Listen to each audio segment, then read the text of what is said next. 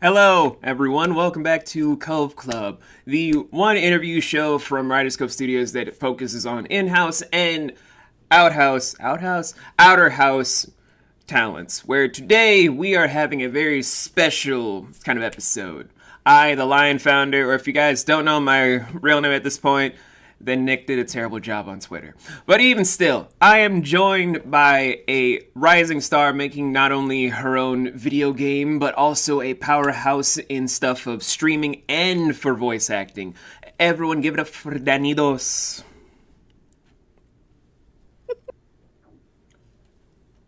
So giggly. Before we get started, Danny, do you want to give people a rundown of your credentials so that they know all of the wonderful things you've been a part of?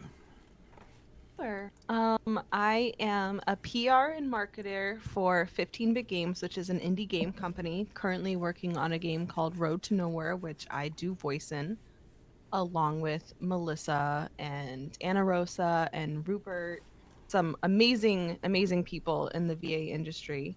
I also stream on Twitch. I've been doing that for 3 years. I am also creating my own game called I Wasn't Aware, which is a psychological horror game. And I'm a hairdresser of 10 years and I'm a mom of 2 kids.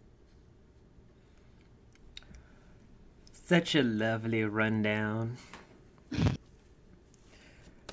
Busy, busy. Always busy, and that's a good thing. Mm-hmm.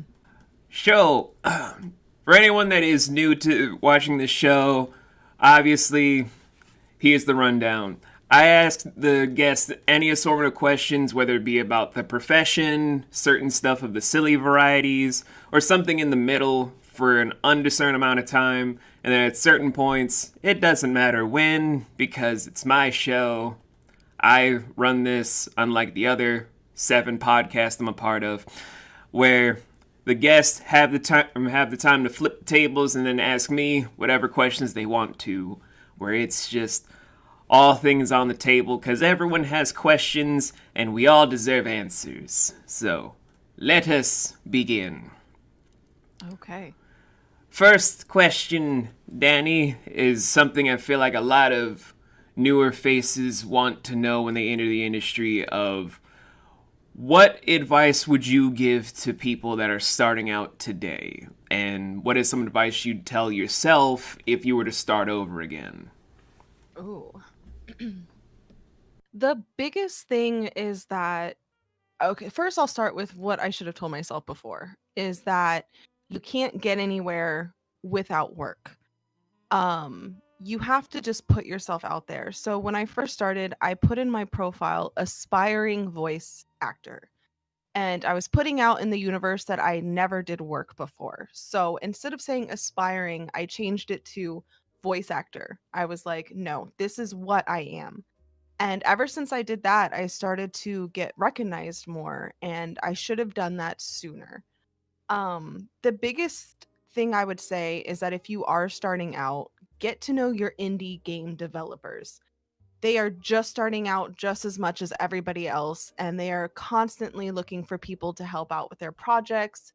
It may not be a great paying job, but again, you are just starting out, and anything on a resume is better than absolutely nothing. So, networking is the biggest thing. Get to know people outside. If you're a streamer, step outside of that world. That's not going to do you any good, and just get to know indie game devs because they know somebody, and it trickles down. So networking is a big, big thing. And work on um getting a reel in. Even if you have never done work before, there are websites out there with scripts, and just voice those scripts and focus on what voices you have. Don't try to have a British accent if you can't excel in a British accent. Focus on your strengths and showcase that, because there is a project for every voice. That's some solid advice there. Thank you.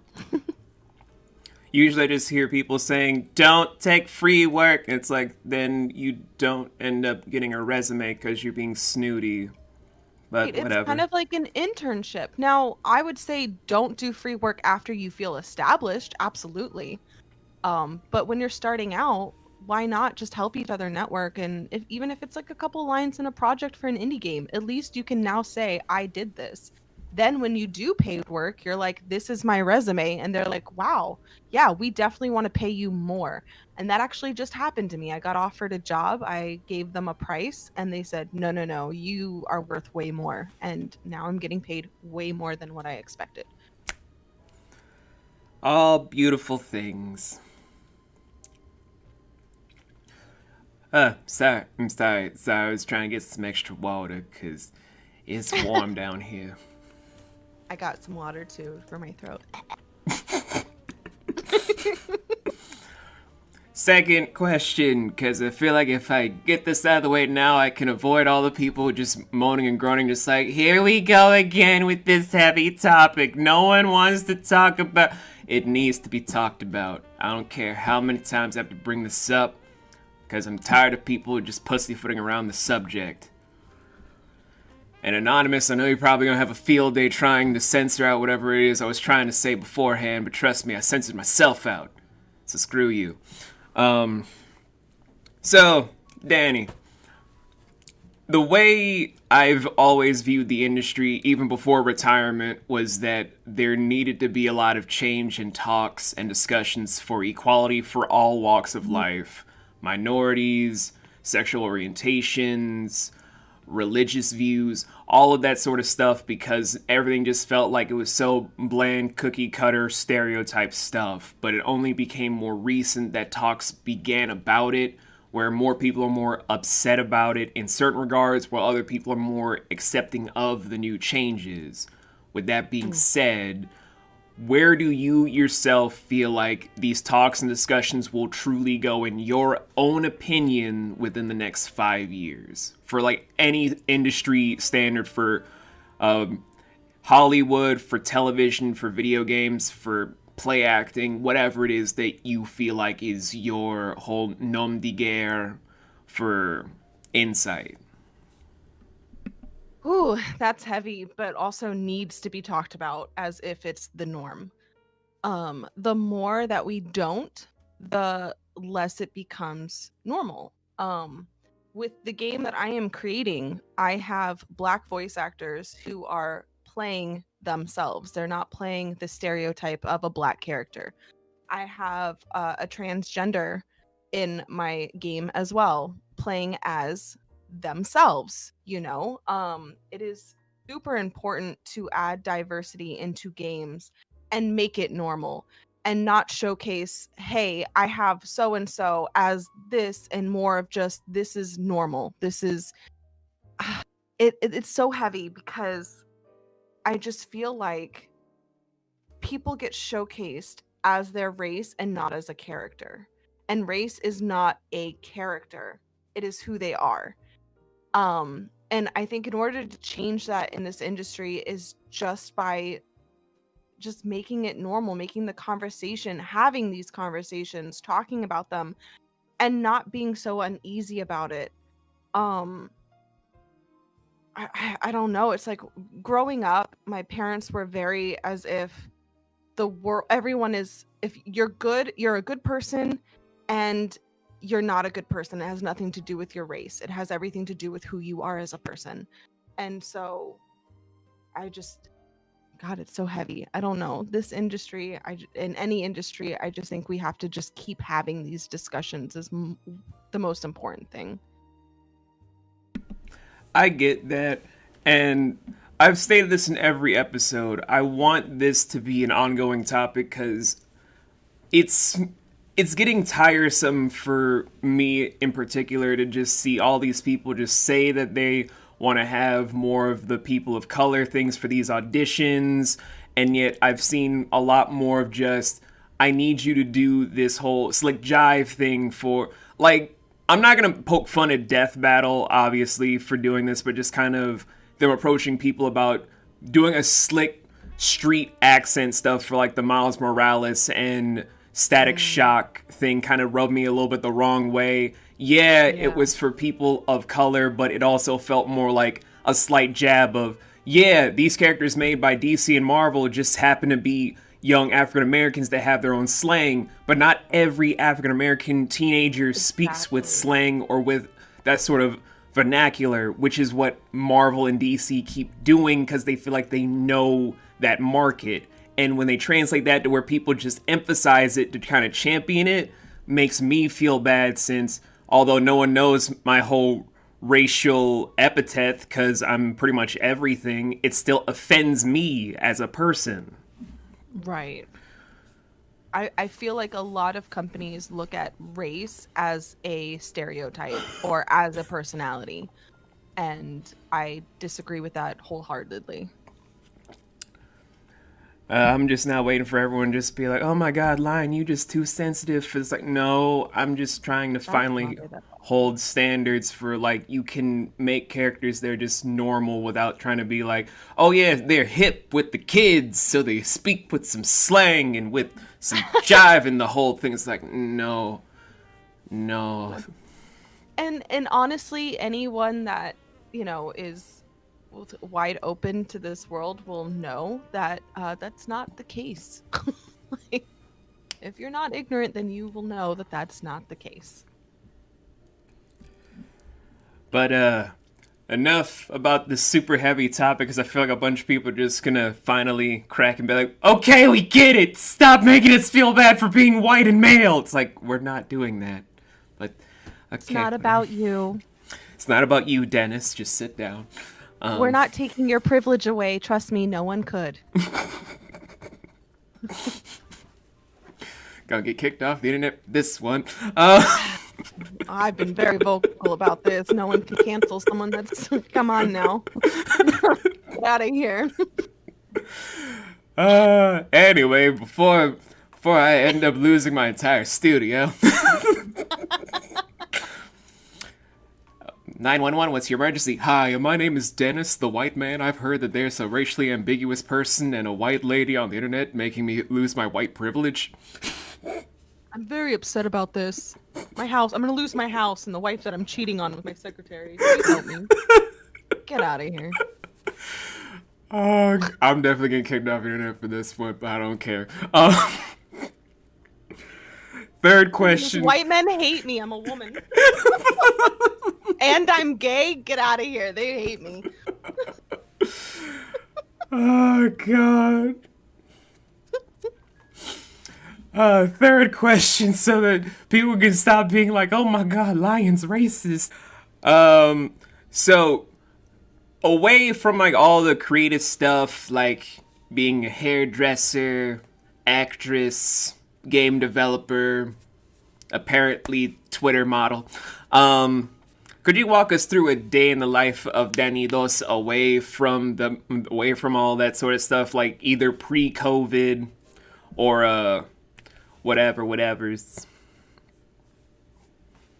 I have a 15-year-old and a 9-year-old. I actually have a really good situation. Me and my ex-husband are great friends. So we co-parent. It's all about the children. So a day in the life of me is during half of the week. I have the kids. I take them to school, help them. Well, I help my youngest with their homework because my oldest is in high school and he's in computer science. I have no idea what that kid's doing. But he's got good grades, so I'm like, cool, you're doing great, whatever. So just me spending time with my children. Gaming has been in my life since I was a child. So we game in this house. My son is making video games, so I'm constantly just listening to what he's doing and proud of him every day. And then my youngest doesn't really play games. He likes to play toys, surprisingly. So we're constantly just hanging out, watching movies, spending time together. We laugh a lot in this house. There's a lot of love in my family. And then sometimes I'll take them to go hang out with my parents where we play board games, we get drunk, we just have a really good time. I am surrounded by such a loving group of people. So it's mostly family is number one to me. So a day in the life of me is just spending time with my family and having a really good time. That was so wholesome. I know, right? It's true though. I mean, Every time I've asked that, everyone just has such wholesome answers, and I'm just waiting for that one person to be like, every morning I wake up to explosions outside my window. It's like, oh my god, are you Michael Bay? I mean, I do deal with depression and stuff, but again, like, you know, I think everyone has their struggles, and I try not to talk about mine so much, because if I do, then I'm going to go to a dark place, and I do my best not to do that. I get that. I have that same baggage. I'm just still waiting for like that one crazy guest to be like, I wake up to explosions outside my window while my supermodel girlfriends just all surround me as I live my super privileged life. It's like, oh my god, you are Michael Bay. That's Dennis. We already talked about Dennis. We got to move on from Dennis, okay? He's going to call. Just leave him alone. Gotta leave Dennis alone now. Leave Dennis alone, okay? The gay white woman and, you know, you are gonna piss him off. Leave him alone. How many times can I get the studio kicked off the internet? Let's find out. Oh, god damn it. V, what is wrong with you? Anyway. Next question, because this is always fun for me. I used to ask this a lot with some of the extras that I worked with for Law and Order, which, before anyone asks, yes, I did get to meet at least Mariska Hargitay at least once. She's honestly not as stuck up as you think. She's just very busy. Dun dun. Also super sleep deprived, but that's because of other reasons. Plus, they've been on air for like 100 seasons. Yeah. But this one question I've always liked asking in between shoots where it was super fucking cold in New York. What is your favorite memory in the creative side of your life? It could be for streaming, it could be for voice acting. Just what was your favorite memory overall?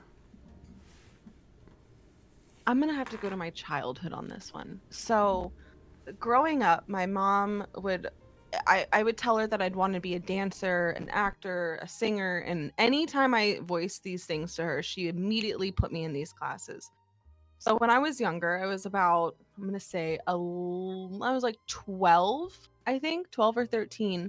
I got to be in a Nightmare Before Christmas play, and it was that moment that I was like, this is what I want to do. I want to act in some shape or form. And then when I started into voice acting, or thinking that it was even possible, I was like, yeah, that's it. But I would say being in the play for Nightmare Before Christmas was probably like the highlight of my life. That was so fun.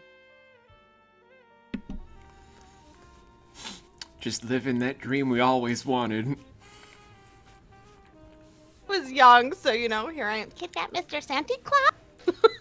I know, but everyone wants to be in the Nightmare Before Christmas. Yeah, I that was probably the highlight of. I don't know if anything can beat that. And I've done some pretty cool shit, but I don't know. Can I cuss? Yeah, you can. Everyone's Okay. cursed. Sue Ling cursed. Amanda Hufford cursed. Jonas and his girlfriend Kirsten cursed. Adam cursed. Melissa cursed a lot. Yeah. So that was the highlight of my life, was just to be a part of that. That was really cool, especially since I was so young to have that. I was so nervous to be on stage, but the high that I got from that, I can even remember just how good it felt to just nail that, and it was really neat. That's always a great feeling, even though I'm just mad jealous because I would have loved to have been in Nightmare Before Christmas. Mostly because I once cosplayed as Jack Skellington, where I even shaved my head. Lee. I might do that again, but I don't want to shave my head again. I looked like Krishna for like a month. Everyone was just like, are you now Hindu? It's like, nope, just bald. Just bald. That's all. You can now see your future in my dome. Bad news, it's empty.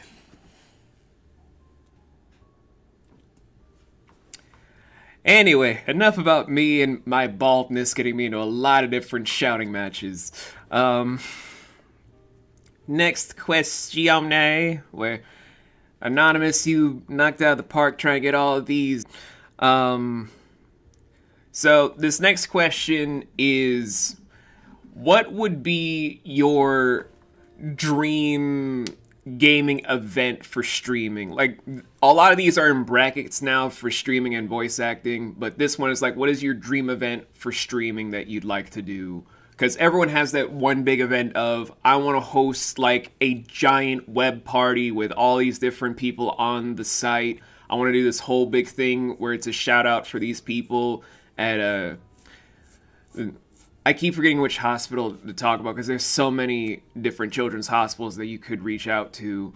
Or I'd like to do this whole thing where we raise awareness for certain people that are on death's door. There are millions of different events, but what is that one event you'd love to do? Wow.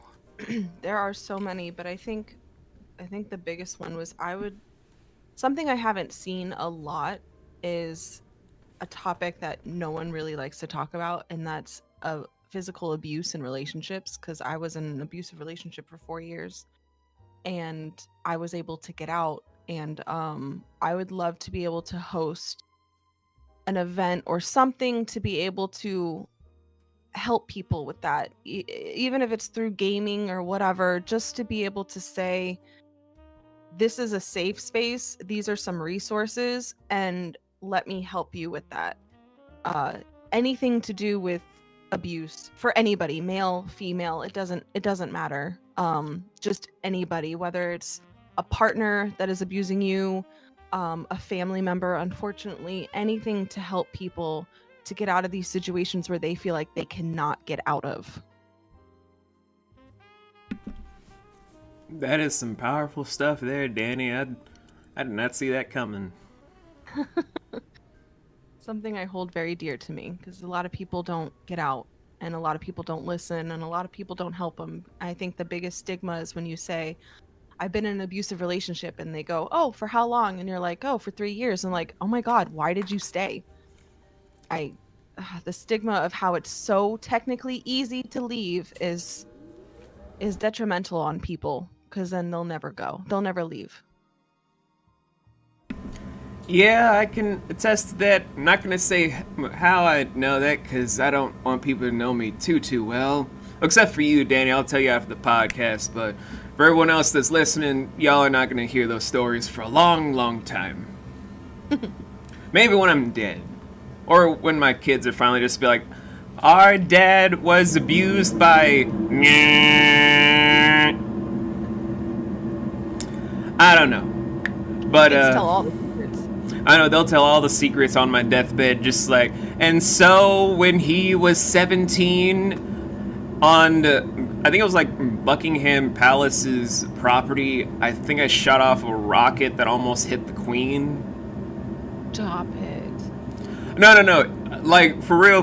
It was with me and my ex-fiance at the time, where she and her friends were trying to haze some Scottish people, because my ex really hated Scottish people. She was one of those British people. And so one of her friends is about to fire off one of the firecracker rockets, and I'm just trying to wrestle it away from them. It tumbles out where it almost hits the Queen when it gets lit off, where it's just shooting by, and just happens to whiz by where she's just looking around like, who the hell almost shot me? Wow. And I'm just like, I can't believe I almost shot Queen Elizabeth in the face with a fire rocket. Wow. That is a story. God, that was just so embarrassing. I'm like, how dare you? I almost shot your queen. And she's just like, I kind of thought it'd be alright. We're gonna scare those Scottish people. It's like, Felicity! Stop your racism! Jesus! The things I could tell The things I could tell about the year I lived in England. Anyway. That is a story. Woo! That's where I would want to go. That's how Not you to do that. Not to do that. Just to go to enjoy it. Like Dani just going by, it's like, oh hey, what's going on there, Lion? It's like, oh my god, did you almost shoot the queen again? It's like, no, I was minding my own business when all of a sudden these random Cockney children just shot off these rockets.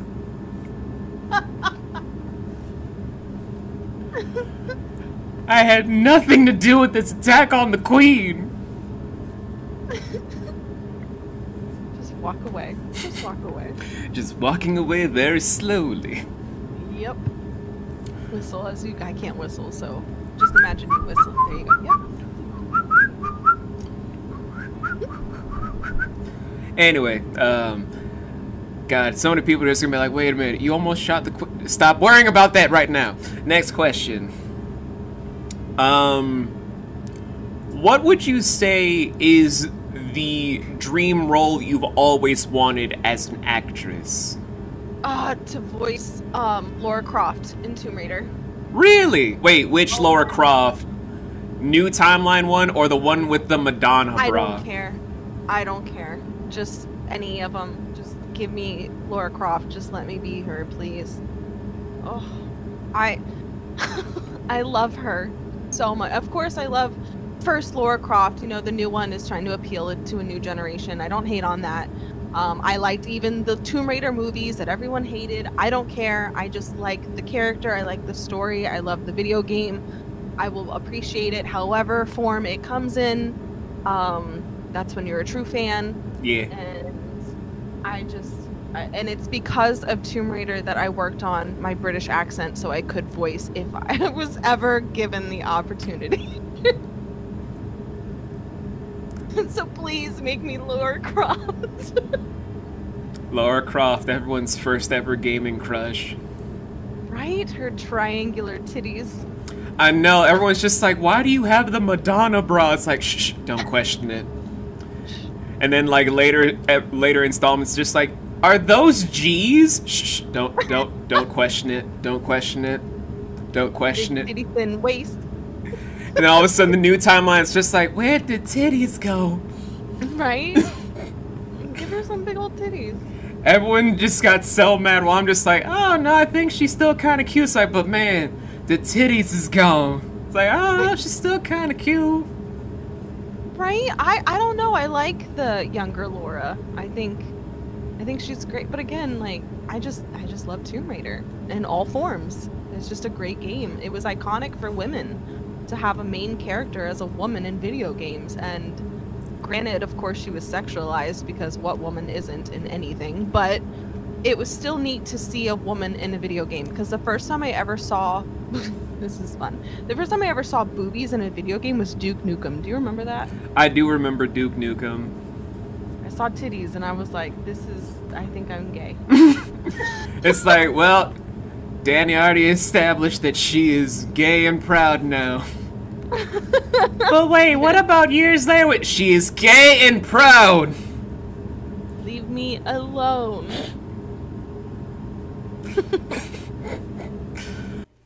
Next question, because we got into so many different tangents. If you guys don't know how these podcasts work, if I mesh with all the guests, we go on to tangents. If you don't like that, get me a guest I can't mesh with. Anyway, this next question is, what would be your top 3 favorite games of all time? Ooh, okay. World of Warcraft is definitely number 1. Number 2, Tomb Raider. And number 3, ooh, I have to think about that one. I don't know if I even have a number 3. I would just do World of Warcraft and Tomb Raider. My number 3 probably changes. Sometimes it's Overwatch. Not the community, because screw that community. Yeah, I would probably say just Tomb Raider and World of Warcraft. Hey man, That's all good. Most people are just like, cookie. It's like, cookie? What the fuck? Cookie? What the hell is cookie? World of Warcraft is definitely #1. I've been playing that since beta when I was young, and oh my gosh, I just miss having WoW. I remember staying up late at night back when it came out, eating Chinese food, drinking the Monster, having some diesel liquor, and just some good times. I met some of my best friends from WoW. Granted, a lot of my best friends were Japanese, because everyone's just like, wait, you weren't on American servers? Nah, fam. Every time I was on American server, because I would always like to play female characters, because if I'm going to play something, I like to look at something enjoyable. I'm one of those gamers. Don't at me. No, it's your preference. So every time I was on the American server, just be like, hey, you want to meet me at the Pizza Hut dining room area so we can have some za, and then later go to the bathroom, and then switched over the servers to the Japanese servers. Hey, baby, meet me in Goldshire. Give you some gold.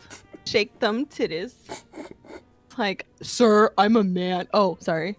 And even then, they probably wouldn't even care. They're like, come on. Oh, God. I should probably get back into WoW at some point, but not yet. Not yet. It's good. The new release is really, really, really good. But not yet. I'm still just like, do I dare go back to the American servers by making a brand new female character?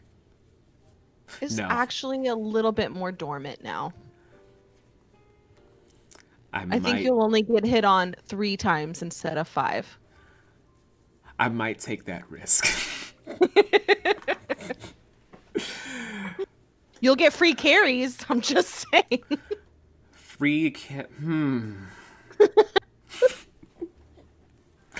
Making it very tempting now. Right? So tempting. So, you know. Free carries, ladies. Free carries. Free carries. Well, I have like a lot of questions left over, but now, since it's usually that time I usually do the whole thing, I'm just now gonna flip the tables.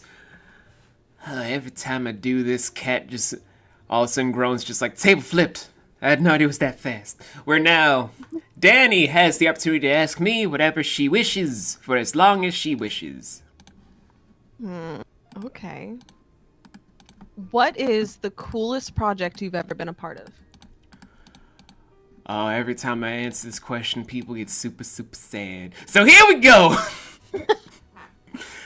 I have no emotion. Try me. I'm just kidding.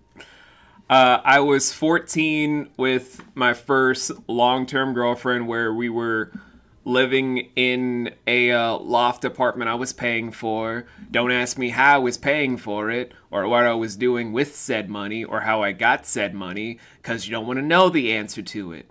So, I was just sitting on my couch, where all of a sudden I get the AOL message of, you got mail. And then go over to the computer, and it's this one guy from India saying that his sister is slowly dying from cancer. But he wanted to get a bunch of fan dubs of some Disney films where he got all the VHS stuff, and he wanted people to send in some file work about any sort of length and time for any of these Disney movies, where it was Beauty and the Beast, it was Aladdin, and it was Lion King. Immediately, I was going to jump on Lion King because I always wanted to try being Scar for something, where if you guys don't know, lions are my thing for huge spiritual reasons. But when I heard Aladdin, I remembered how I took a lot of online classes from Frank Welker using one of my friend's accounts to try and learn from him, because that's the GOAT for a reason. You go to the GOATs to learn how to act. And I was just jumping on the factor where I just burst out my cave of wonders voices at 14. And then just kind of went ham on that for the entire recording. And I didn't even remember that until I quit the industry from all this sort of stuff of A Bad Agent, me and my ex-girlfriend losing our twins in childbirth. One of my friends going missing because they were quote-unquote allegedly accounted for murder. It was a frame-up job for something that she didn't do that got her stuck on some dark side of the Hollywood strip that rubbed me the wrong way. And a whole bunch of other stuff that made me hate being an actor at that point. I just didn't want to be there. But I was talking to like one of my adopted kids, my eldest in fact, and then a few days later I get this email from the guy saying that his sister passed, but she was going through all these different movies and she was just in tears smiling that all these people around the globe would just take all this time and effort to replicate all of these timeless films that she wanted to watch and see, not only in Hindi and Arabic, but also in English, so that she could just enjoy all of that sort of stuff in her last moments. And how she really enjoyed the stuff with the Aladdin cast, how we poured a lot of our efforts into that whole entire project, where that's been my highlight. Nothing else has ever matched up to it. So sweet. That's amazing. That's definitely something to be proud of. And you said you're not a good person. I'm not. I've done so many terrible things. Haven't we all? It's how you become a better person because of it.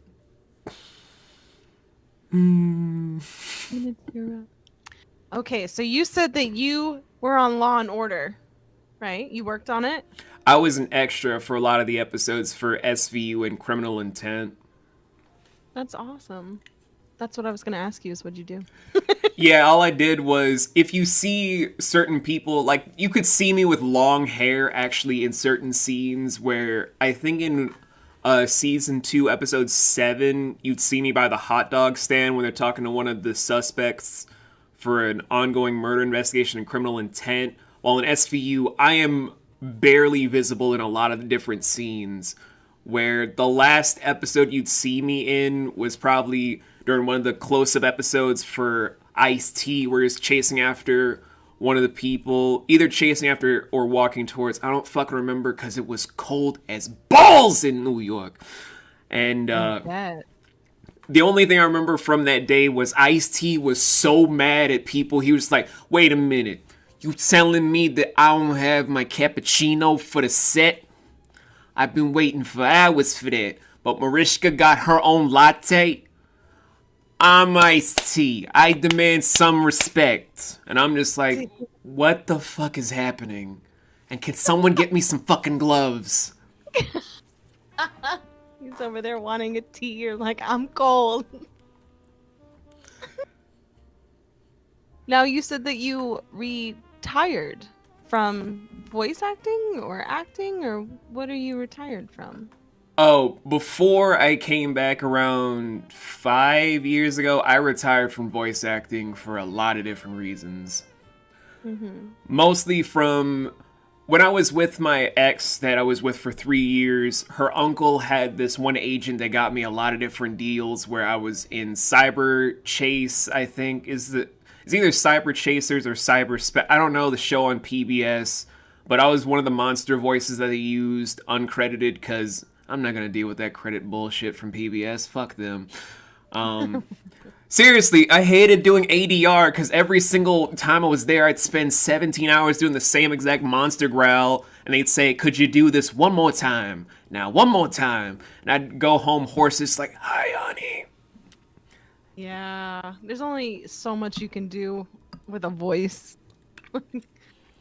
But, mostly from when I heard one of my friends trying to be an extra in one of the Twilight films that was being worked on at the time, before she was dragged into the underworld of Hollywood, where they set her up for a staged murder, where they put her in...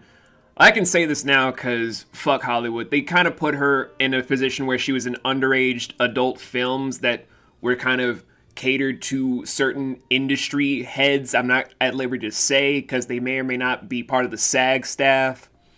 Yeah. And that's not good. Yeah, from hearing about that when I was in some stuff talking to one of my friends that works at the BBC station about 2 years after the fact. I already knew something was going on because I told her not to do it, but she still went through it. And then I was going through a lot because me and my ex lost our twins. Which, if you guys don't really want to hear about that full story, too bad. I'm making a movie about it.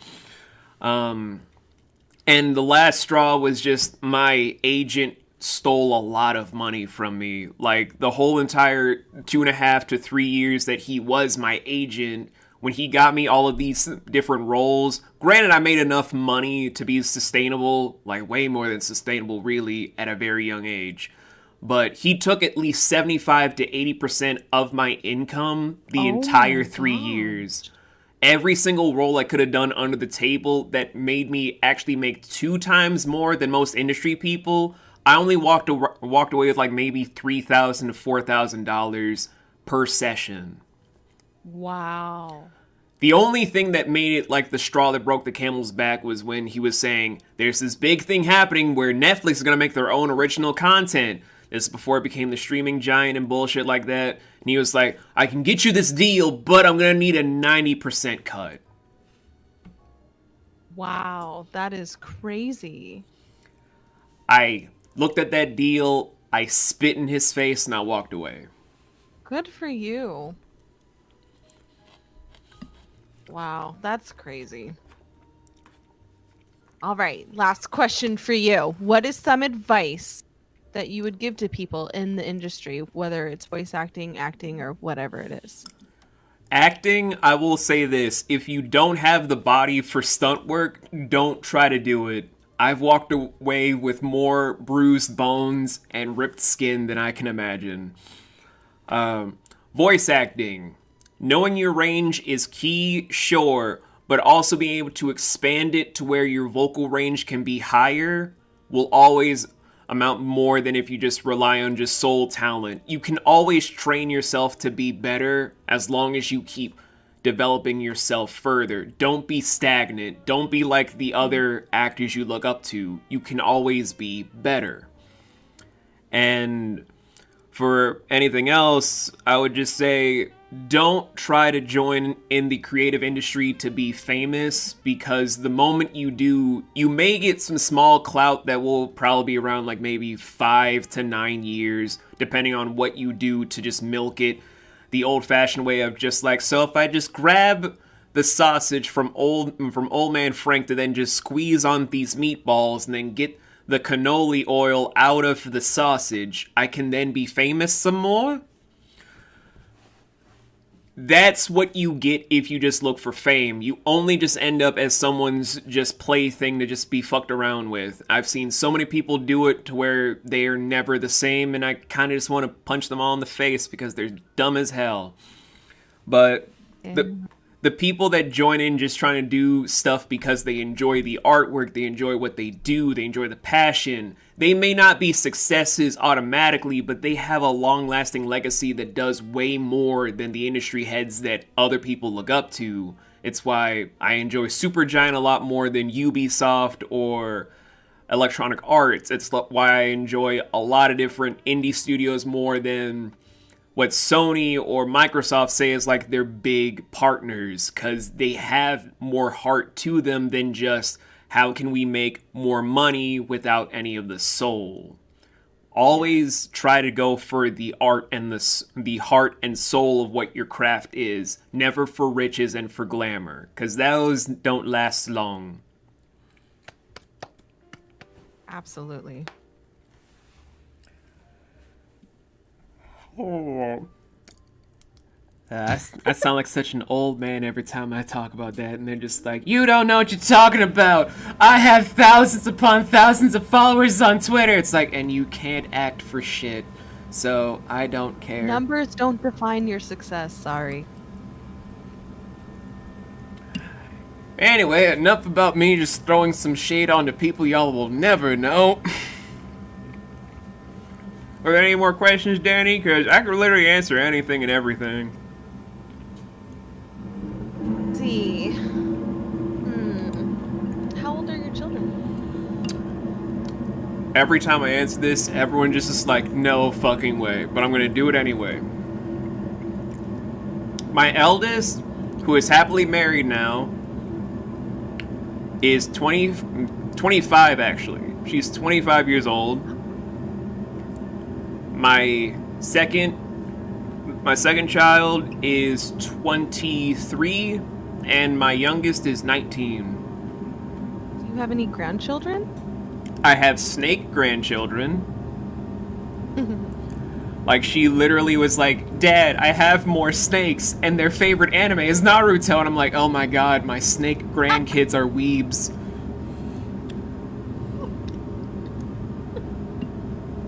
That's so cute. If they start Naruto running out of their cages, I will literally be so pissed. I have no snake grandchildren. No, my son Naruto run the other day, and I was like, what is happening? Hello? I even asked him, I said, hey kid, do you even watch Naruto? And he's like, no. Why are you running like that? Stop, put your arms down. He's doing it for the memes, Danny. He's doing it for the memes. He's so obsessed with Among Us that he's running around pretending to stab me, and he's like, you're sus, and he runs away, and I'm like, excuse me? And then he'll hop down, and he's like, I vented. And I'm like, what? Go to your room. God, vent to your room and clean it. Get out of here. Man, kids are the best. They really are, though. They keep you on your toes. It's true. God, it's so true. Well, I don't think I have any more questions. I'm not really good at asking questions. It's fine. A lot of people can't ask me stuff because they're just like, it's, okay, see you later, bye. It's like, what? Okay, fine, whatever. Gonna go back to this strawberry sundae. Ooh, one more. Actually, I do have one. Who inspired you the most? Like, did you ever have a mentor, or who inspired you the most to just do what you do? That's a lot of different people. Because, the person that inspired me to start, well, people don't know this, but I actually am a jazz singer. But the person that kind of inspired me to do that, oddly enough, was T.C. Carson from Living Single. Because when I heard that man sing, I wanted to be a jazz singer. The moment you hear Kratos sing, you know you want to start singing because of how beautiful his vocals are. That's such a good show. From there, I just kind of studied the works of terrible, terrible human beings, but are great musicians like John Legend, and amazing individuals that just happen to be kind of fucked up in the head, like Louis Prima and Frank Sinatra. My grandfather actually played the trumpet for Dizzy Gillespie. Ooh. Yeah, so jazz is a big thing in my family. My mom is a jazz piano player. Oh. I love jazz. I love how it's improv. It's just emotion. It's feeling, and it's just jazz is beautiful. I don't think jazz gets enough credit. It doesn't. It doesn't. But I'm gonna try and bring it back. I don't know when, but when I finally have time, I'm gonna try and make a jazz album. I'm gonna try. For acting, I want to go like for everyone else to just like, well, since he's someone of color, it's probably gonna be Phil Lamar or Cree Summer. No, the people that kind of inspired me were the seiyus for the black and white animes of Gigantor and Astro Boy. Because when I grew up, I didn't have American television. I just had Japanese and Spanish TV, where I had a sexual awakening at the age of 7. If you guys know what I mean by that, you obviously know the Spanish TV I'm talking about. We're not gonna go there, though. But the seiyus for Astro Boy and Gigantor were just so expressive and hammy, I just couldn't help it. And then I finally saw Kimba the White Lion, and I was just like, yo, I want to start acting. So I then just started taking a few online classes from Frank Welker and I took a few different sessions from different coaches I've had over the years to where I just kind of made my own distinct sound, where I'm not a professional teacher at this point, but I have enough skill to be at least on pro status if I felt like it. I just kind of feel like mostly chilling most of the time, where it's just like, you'd be so great if you had a good setup. It's like, I know I could, but do I want to take the competition away from y'all is the question. Ooh. Good luck. No, I'm just kidding. Please, I'm not. Oh. I know how I walk, I know how I talk. If I actually wanted to steal the game from everyone else, I'd do it. Oh, that's the confidence I wish I had. But then for the big thing in my life that's been a constant is art. The biggest thing that has been my inspiration for artwork is, of course, my namesake of Vincent van Gogh. And I forget who the artist name is, but they're the ones that do the big eyes treatment of artwork. I forget her name, but Vincent van Gogh and whatever her name is, I can't remember. They've inspired my artwork the most, along with, of course, Japanese artistry from the tapestries and different mythologies that they've painted on scrolls. Made me. Not Walter Keane. No, it was a woman, right? Yeah, it was a lady. Margaret? Was it Margaret? I don't know. I'm trying to think. I know what you're talking about, though. Yeah, I know what you're talking about. But between all those different artists, as I'm now going to look up the big eyes artist name, because now it's bugging me, because I've owed this lady so much. Margaret Keane. Margaret Keane. Okay. Oh my god. I love you, Miss Keane. I really do. All of those people just made me finally want to dive into the world of artistry like no one else could, because when you can just sit down and draw the world even at your darkest peaks is when you know that you're at your most peaceful. You don't feel like you're one with the universe because everything is making sense. You feel at home with it when you know the calamity and the serenity are at its own center, which is also kind of why I don't post all this whole stuff of I'm a nice guy, I'm always positive. I'm not always positive, guys. I got my bad days. Some days I just Some days I just want to get up out of my bed and just punch someone because they're an asshole and then go back to bed. You know, just because I want to punch an asshole in the face. Who doesn't?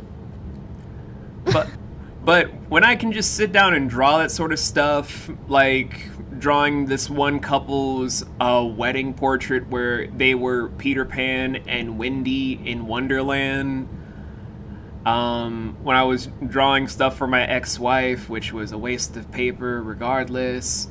When I was just drawing stuff in general, I just felt so much at peace with the world, because although I know everything isn't hunky-dory and alright and nice, it brings a nice calmness like what my idols probably went through, where Van Gogh definitely felt some peace before he pieced out from the world, that poor, sad, beautiful man. And where Margaret Keane went through so much hell with her husband and still made such beautiful artwork despite it all, was just so breathtaking in its own eccentricity. It's a lot. I think artists make the best art during hard times in their lives. Because I just recently went through something really terrible in my life, and I just picked up all these projects, and I've never felt so much determination to just do stuff. And I feel like it's probably going to be my best work. It's why I know your game is going to probably be one of the best games to come out in recent years. I don't have that much high expectation, but the story, I'm hoping that the story is so good that people want to pick it up for other things, if that makes sense. I don't know, but I have those high hopes for you.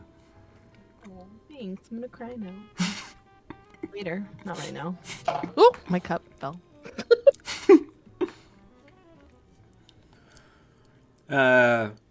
But were those all your questions, Dani? Yes, it was. All right, I'm just gonna flip the table on back. Why does it smell like lavender? Anyway, since I don't feel like holding people hostage more than they need to be here, cause one, I don't like holding hostages, y'all. I'm not Roman Polanski. Let's just get into the last couple of questions. Good. What would you say is the silliest thing you've ever done creatively? Like, what's that one thing that makes you laugh every time you think about, oh my god, I did this? So one time on stream, I dressed up as Bob Ross and I painted a painting as Bob Ross. And that to me will always be freaking hilarious because I end up wearing that costume almost everywhere I go. And I can't paint. I just want you to know. I have no artistic bone in my body. I can't even color in the lines. But I was so determined and I wore the beard, the hair. Like it was a hot mess, but it was so funny. That will always just resonate with me. Oh my lord. Just gonna beat the devil out of this. Just... And I would do that, and I was like, and when I was done, there was paint all over my walls. Beating the devil is messy. That's all I'm gonna say. Oh. I mean, the only one that could make it not sound like an innuendo of beating the devil is Bob Ross, because that man is just so wholesome. It just like, oh, okay, just beating the devil out means just getting the paint together. All right, cool. What the hell did you just say, Frank? I said beat the devil. I'm gonna watch you now. You know, he never yelled in his life. I could see that. Yeah, that was one thing his wife said, and that he said was that he would never raise his voice ever. I can't imagine. I don't know if I could live in a world where people can't yell. Right? It'd be so calming and quiet. Like, you go up to somebody and you're like, listen, you really angered me. I know that you cheated on me, but I'm so angry. Oh my god. I couldn't. No one ever. I'd be like, what the? Wow, that's just so calming, and I feel like such a dick. Right? And then you're like, this person's probably gonna murder me in my sleep. Like, you know what? I'm gonna try that for a whole month. I'm not gonna yell and see how well it goes. Good God. Okay, so, what would you say is, if you were to reach a certain point, what movie or TV show would you like to have your voice in? Like, it could be for a character that doesn't exist yet, or like a character that you want for a TV thing. Like, what is that one character you'd like to be in for a movie or TV show? Buffy the Animated Series. I could see that. I want that to happen, and I would want to do that. I could see that. 100%. I dream about it. But do you dream about being Buffy or Willow? Willow. I can't do Buffy's nasally voice because she kind of talks like this, and I can't really keep that up for a long time. Yeah, Sarah Jessica Parker has that very nasally touch. Sarah Michelle Gellar. God, I can never remember that lady's name.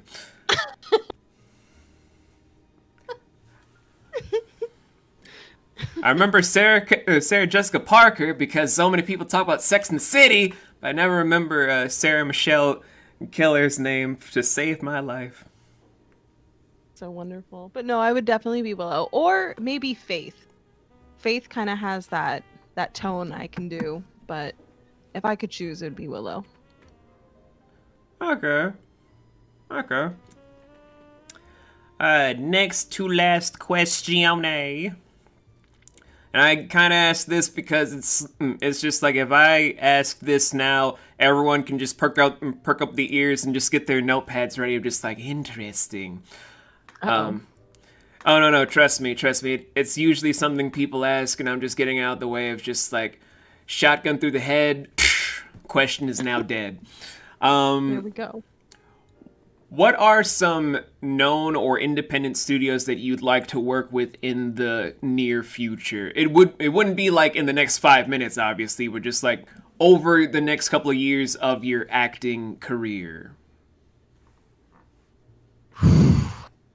To really think about that, because there's a lot of companies that are coming out to be absolutely terrible to their employees.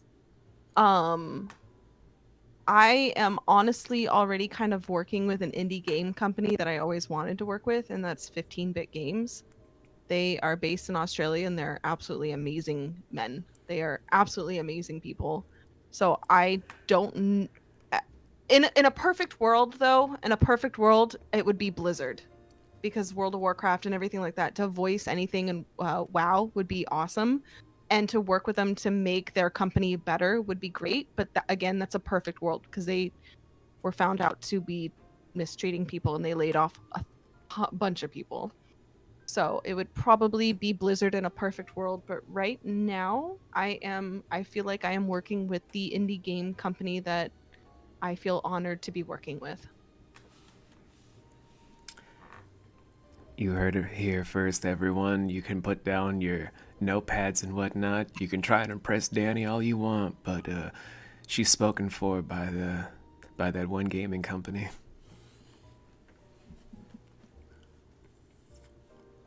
I'm a dick.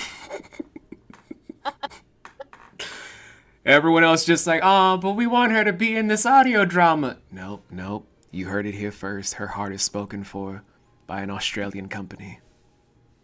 Go cry about it in your bedrooms.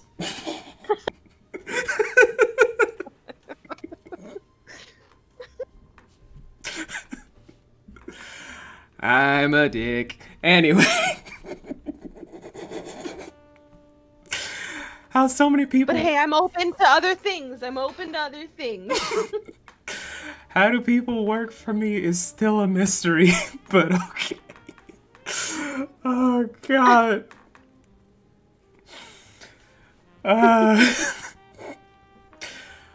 Between this and Dennis, I'm getting kicked off the internet for sure. Cares about Dennis. His wife, Karen, don't you remember? She was bringing potato salad. That's true. Karen does care about him, but only on the weekends when he's home. But she brings the potato salad, with just mayonnaise and nothing else. But it's true, though. It's like, Karen, what you bring? Potato salad? And it's not even the good mayo. It's like, what is that other mayo? It's not even real mayonnaise. It's the other one. Oh yeah, I know what you're talking about. That's what she makes. She's like, why does this taste like sadness? It's potato salad. No, it's not, Karen. Taste this. Oh, this is food. What is this? Potato salad. What you brought here is sadness. Now Potato sadness? Now go home and think about what you've done. Careful, Karen will cry out for... Never mind. She'll cry out for the manager at a barbecue. She'll make a phone call. He's harassing me. Look at him. Ma'am, we are a Wendy's, and this is a barbecue. Ma'am, this is a Wendy's. Can you not? Anyway, final question, because I could talk to Dani all day. It's true, though. If you guys ever see me in one of her streams, I could talk to Dani all day. That's a problem, I think. Maybe. Probably not. And I talk back a lot, too, so... The final question, if there was a single wish that you wanted to come true by the end of this decade, what would it be and why? So, I try to make my wishes realistic, so that way I'm not sad. Um, my wish is to. So last year, my wish was to voice in 2 video games, and that happened. So this year, I would like to voice in 4. I'm gonna up it by 2. And I already received my first project, so I just need 3 more. So my wish for the end of this year is to land 3 other VA jobs. That's nice for the year, but what about the rest of the decade? Oh, the decade. God, I'm terrible at math. To finish my video game, and what's a decade? A decade is 10 years, Danny. That's a long time to have a wish. I don't think that far. Am I even gonna make it till then?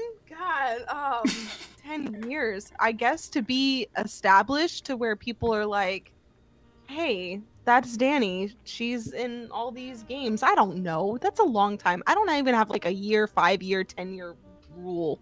I might be dead tomorrow.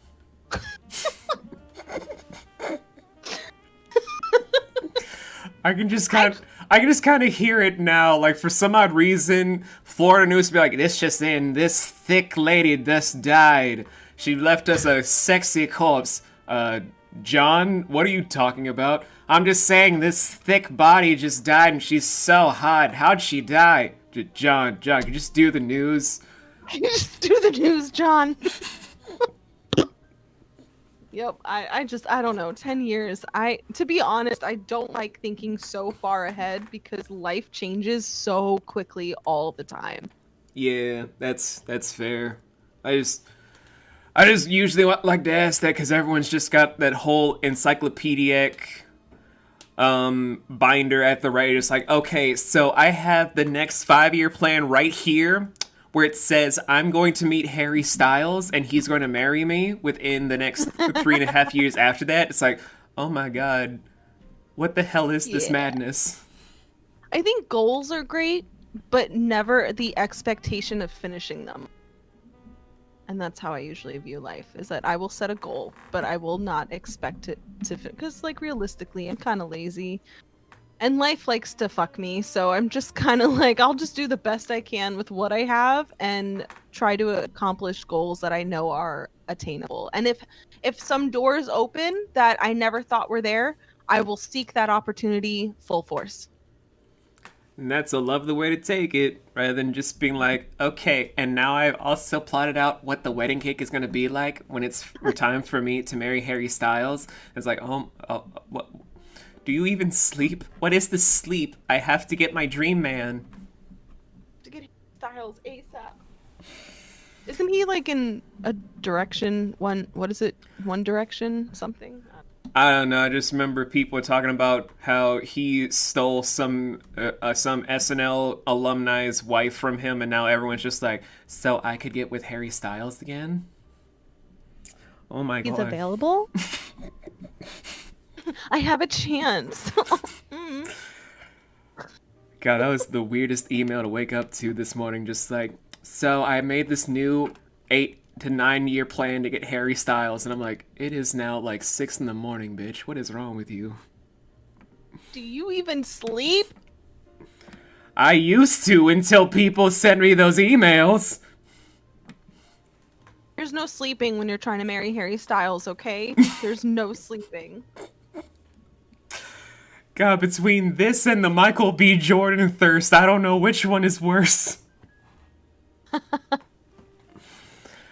But my own suffering aside, because no one cares if Lion is suffering. My God.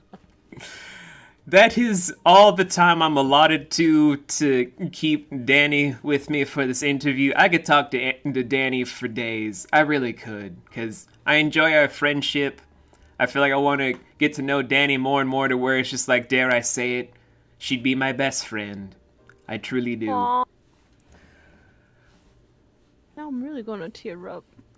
But I can't keep her hostage, because 1, I don't like keeping hostages, and 2, I don't like keeping hostages. So, if you guys want to keep up to date for all the stuff for Dani, if you guys are listening to this on YouTube, all the links are in the description below. But if you guys are hearing this on the long-awaited stuff on our Spotify, y'all shit out of luck. We don't have links on Spotify. We just got the audio. So just go to YouTube for the links. They're in the description below, along with just subscribing for all the stuff you guys can't hear on Spotify, like all of our original productions like Lost Tides, the upcoming production of Mosaic Inc., Veiled Garden, Crescendo, Notorious, and this thing I'm going to be doing where I'm going to get 100 VAs. Dani is going to be one of them on the short list. 13 different producers, 7 editors, and 6 additional writers to make this big thing I'm going to be doing, which is going to be an Indiegogo project, because this is going to be probably my magnum opus for a giant thing that might go to several different independent film festivals. I'm pretty sure everyone's just like, what the fuck is Lion talking about? What is this project that you keep going on and on about? It's like, just don't fucking worry about it. It's fine. On their toes. But if you guys also want to keep up to all the stuff that we do away from all the big productions, our stream team is always active on twitch.tv/Riders Cove Studios, where you guys can see them at least 5 to 6 days a week. Maybe 7 if one person feels like streaming. I don't fucking know anymore. And yeah, just keep updated to all of us on our socials. And keep it updated because our website's going to go through a big change in February, where we're going to also have some newer stuff that y'all are not going to be expecting in the long run. And I'll see you guys next time. I've been the Lion Founder, and my guest today has been... me, Dani. And you guys have a good one. Bye. Bye.